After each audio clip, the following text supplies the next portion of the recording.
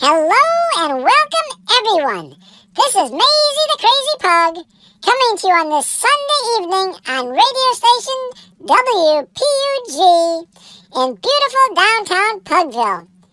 I am in Studio A, and Daisy is in Studio B. We have two of the sweetest guys with us today via Skype. You might have seen them on Facebook, Instagram, or Twitter. Without further delay, let me introduce Bodie and Spanky from Atlanta, Georgia. Hi, guys. Glad you could be here. Hi, girls. We are glad to be with you today. Thank you for inviting us. Yes, thank you for inviting us. You boys were adopted. Do you know what the situation was that brought you to the Pug Rescue of Florida? I had been in 5 homes before Jane and Chris adopted me. I'm not sure why.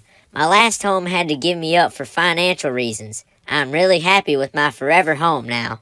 I didn't come from great conditions. I was living in a yard in Daytona. I had lost my hair due to flea bites and was very skinny. I'm so thankful for Jane, Chris, and Bodie welcoming me into the family. I am so sorry you had to go through that. They say all things happen for a reason. I can't think of any reason to leave a dog outside to get eaten up by fleas. How old were you when you were adopted into your forever home? I was 3 years old and Spanky was 10. I might have been older, but I am full of spunk and was able to keep up with Bodie. We can tell. You both have a lot of spunk. Spanky, one thing some of our listeners might not know is that you are blind. And you were blind when you got adopted. Did it cause any challenges when adapting to your new home? And do you know what caused your blindness? Not at all. I'm excellent at mapping out new places, so I walk round and round till I know where the furniture is and tell the humans never to move it. I'm sure you have heard the old saying, don't move furniture on a blind man. My blindness was caused by untreated cataracts. By the time I was adopted, my retinas were too damaged to try to fix them, but it's okay. I do just fine. It's amazing the way us dogs can adapt to just about anything that is thrown our way. There is nothing wrong with being blind. You are perfect in our eyes. Now I have to ask you, Bodie, did you have any concerns when your mommy and daddy were thinking about adopting Spanky? Well, I was King Pug and it took a while to adjust to a brother, especially around food, but now I adore Spanky. He is the best brother a pug can ask for.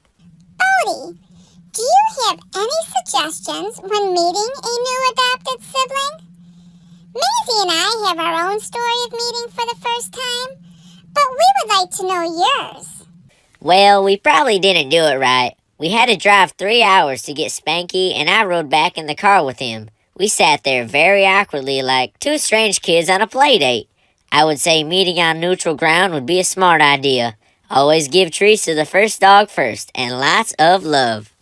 So, I guess it's safe to say that you weren't instant best friends like me and Daisy. No, it took a while. I kept staring into Spanky's eyes, not sure why there was no feedback or response. I love Spanky with all my heart now, and I am very protective. Maisy and I are very protective of each other, too. We have 2 older siblings, and if one messes with one of us, they mess with both of us. We do double team when chasing each other. Did your family pick you, or did you pick your family? Our family picked us both, and I'm so happy they did. We live in a home full of love. Spanky, what did you think of getting an instant brother when you joined your forever home? It takes a while for me to warm up to others. I have to build trust because of my sight issues. That makes sense. You have to use all of your other senses to judge others. My sight is good, and it still takes me a while to warm up to others. I can be a very nervous and cautious girl at times. You two are Southern gentlemen living the life in Atlanta. What do you like to do for fun? We love to meet up with besties and sit outside restaurants and score snacks. We like going to parks, although we have slowed down a lot. After all, I'm 12 and Spanky is 16 now. We wish more places around our house allowed dogs. If we want to go to a restaurant, we go to Galena, Illinois, which is about 35 miles away. Mommy wishes we were closer to Chicago because there is a lot more to do there. Although, we do go on day trips there. Do you travel with your mommy and daddy? If you do you have any suggestions for traveling? Yes, we go to Pug events. We've been to Pugs Take DC, New York City, and Chicago, and parties in Nashville. We are seasoned travelers. We love it. We just go to sleep in the car and wake up for the fun. As far as any advice, we say try not interrupting routines when traveling. That makes sense. Routines are important.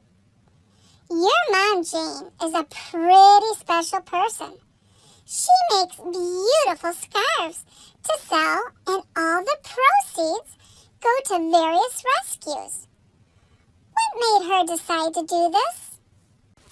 She is so very grateful to rescues as that's where she got us and she wanted to pay forward some love. Our mommy and daddy are so grateful for the joy that we bring them. They like to share the joy and want to spread pug love around the world. Do you know how many rescues she has been able to help? And how many scarves has she knitted? She has helped 15 rescues and has knitted approximately 720 scarves, raising over $16,000. Wow, that is a lot. Just thinking of all the animals she has helped over the years gives me a warm, fuzzy feeling all over. We love hearing stories of people helping others. Does your mommy knit anything else? And does anyone help her? No, she taught herself how to knit these scarves from a YouTube video just for this project. She knits all herself except for the last few months when Sassy Knits has made about 50 and sent to Mom to finish. She adds extra touches to each scarf. We know about the special touches she adds. We have a beautiful Christmas scarf she made that has little pom-poms on the end and the cutest little button.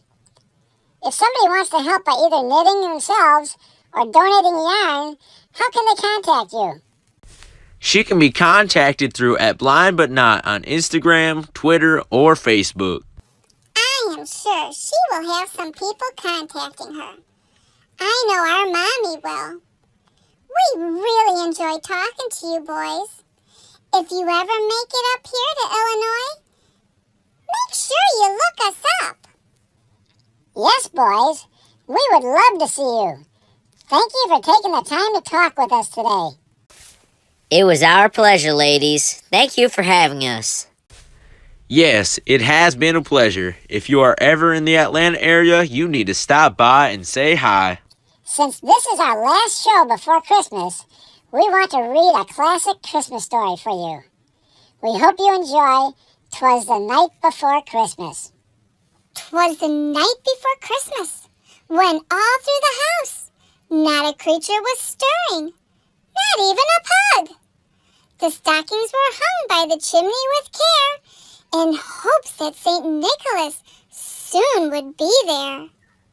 The puggies were nestled all snug in their beds, while visions of puppy treats danced in their heads. And Daisy in her snuggle bed, and I in my bed, had just settled down for a long winter's nap.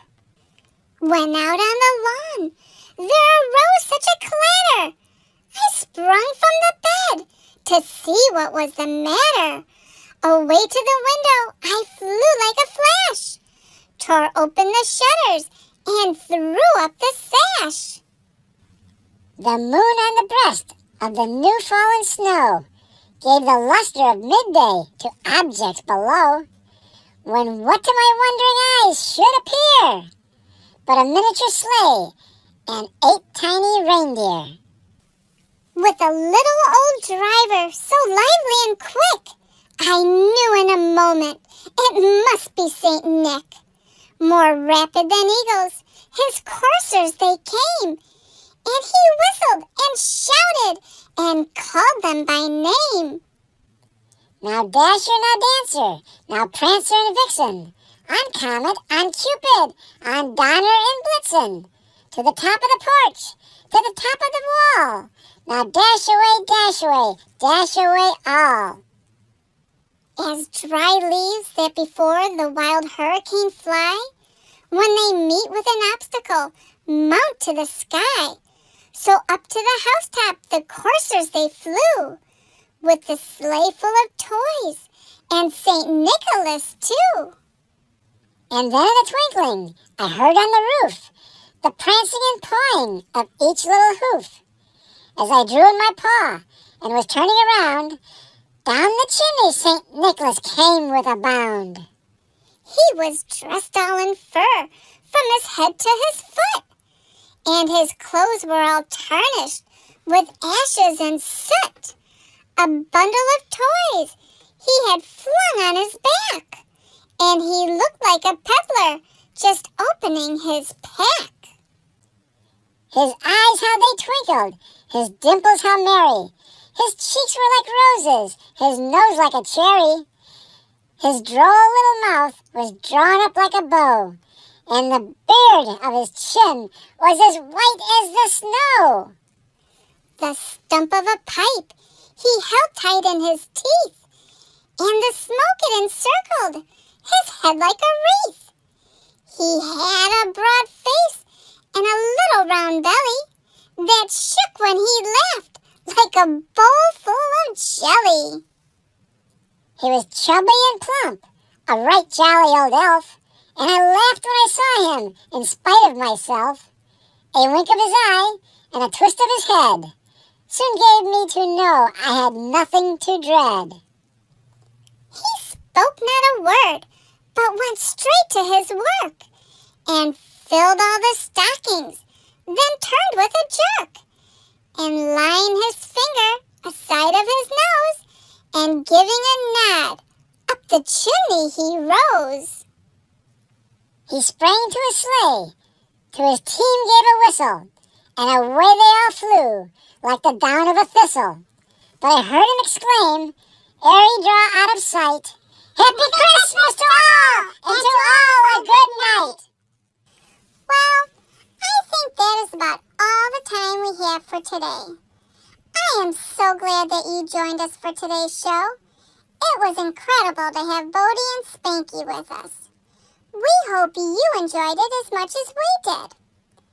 If you have any questions you would like us to answer on the show, or if you would like to be a part of the show, please message us on Facebook, Instagram, or Twitter. If you enjoy our program, please be sure to spread the pug love with everyone you meet. This is Daisy, best friend and sister of Maisy the Crazy Pug, signing off for WPUG Radio. We hope you have enjoyed your time with us.